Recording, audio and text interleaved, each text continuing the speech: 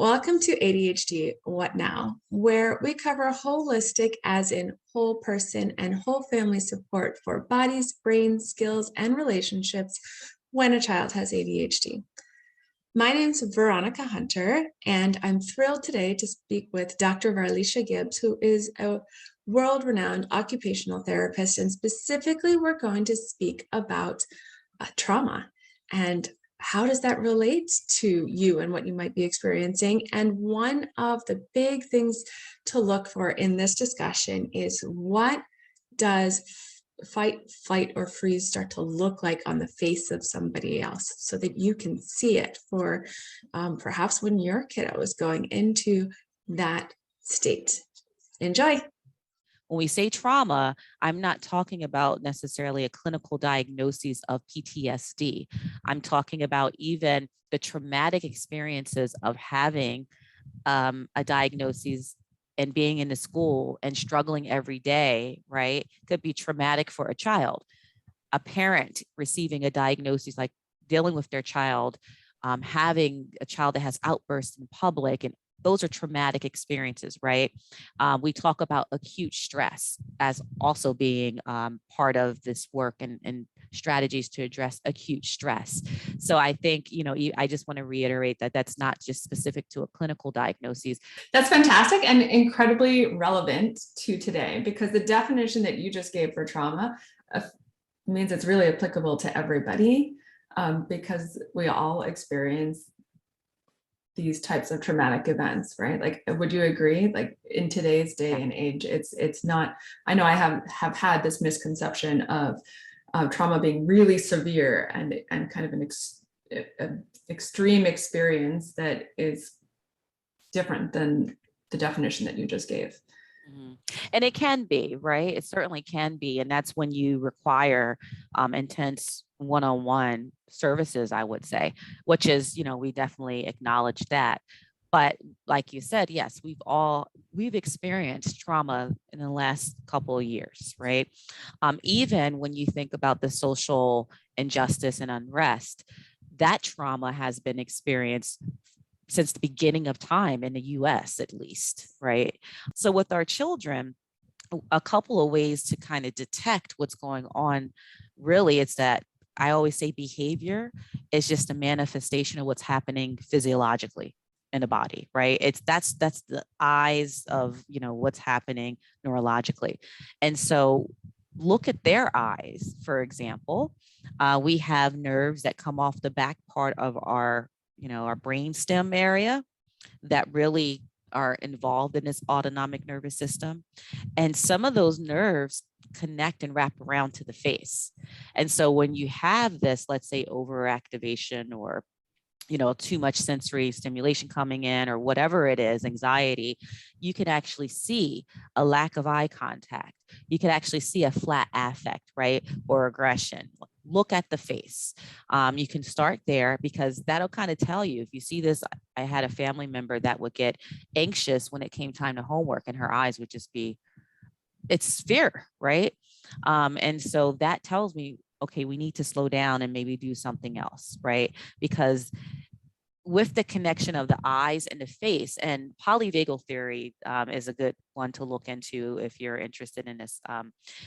When you look at that face and that flat affect, that'll tell you if they're actually hearing you, like listening to the words and understanding and perceiving what's being said versus the sound just coming in and making them even more overstimulated or even shut down even more. So inside of your book, then the book that you mentioned on trauma, can you share the title again? Sure. So the title is Trauma Treatment and Action. And you can kind of see it there. You can find it anywhere you can find books, and it's just through PESI. So PESI Publishing has it online at Amazon. And that book is over 85 activities for clients to work towards healing from trauma. So it's a hands-on approach, just like my other work. That's awesome. I'm guessing that what you just covered a bit with the facial expressions and being able to interpret that, is that included inside of there?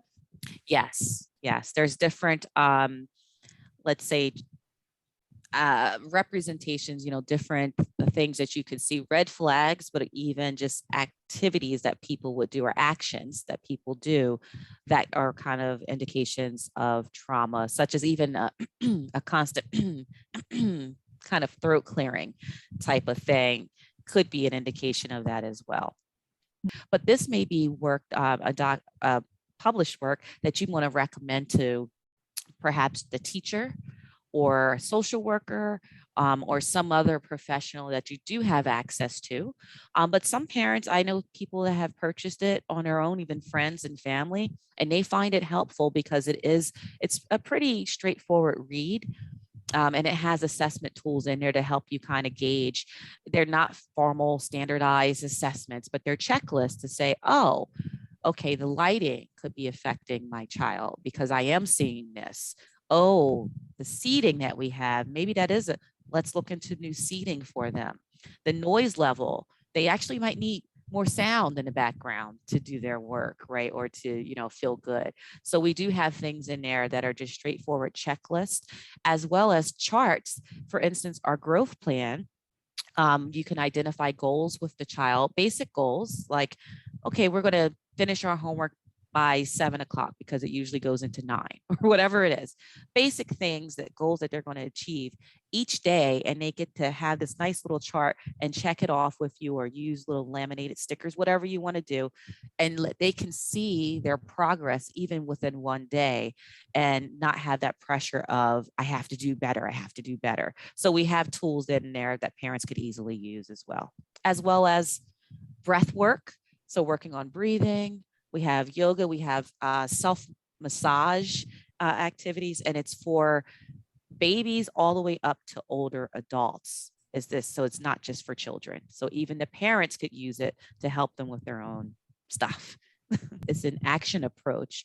And so action stands for acknowledging the trauma, creating growth, teaching neuro. So we have ways to teach basic neuroscience to even children. We have things in there for that. Intergenerational trauma. So which talks about some of the impact of trauma through family and how it's passed through DNA, even if you didn't experience it. Organizations and systems, how we re-traumatize, whether it's through our political systems, schools, the gamut, and how we can avoid re-traumatizing. And then the end in action is the time to take action. Things that we could do personally as professionals, as parents, to do the other pieces of acknowledging that what we're doing today, acknowledging that trauma does exist and we need to recognize it and go even beyond just being trauma informed, which is great. And I'm so glad that that was initiated for us to even have awareness, but trauma responsive and putting it into action.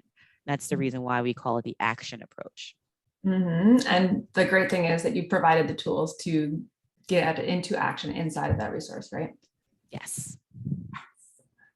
So I'm going to be excited. We're going to link that in the show notes here so that people can easily access that resource. And thank you so much for creating it, because certainly from a parent, my perspective, it's like any tool that's already done and prepared for me and explained how to utilize, like, I need that because I didn't grow up with these skill sets and I didn't have a child and they came with the children, like I needed to seek them out and learn manual. Yeah. So yeah. Thank you so much for being here today. Can you share, where can anybody find you online? So you can find me at drvgibbs.com. So V for Varleisha.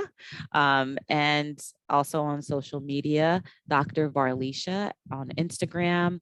It's not too many people with my name, so you can find me on Twitter or Facebook as well. If you just put my name in, and I would love to connect. Yeah.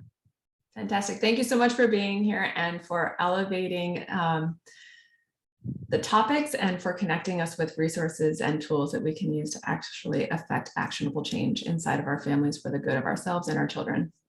Absolutely. Thank you for having me. And a great big thank you to Dr. Varleisha Gibbs for being here today. And if you're interested in any of her books, they can be found on Amazon if you simply type in her last name. That's Gibbs, and look for books on trauma and self-regulation and sensory processing. Enjoy.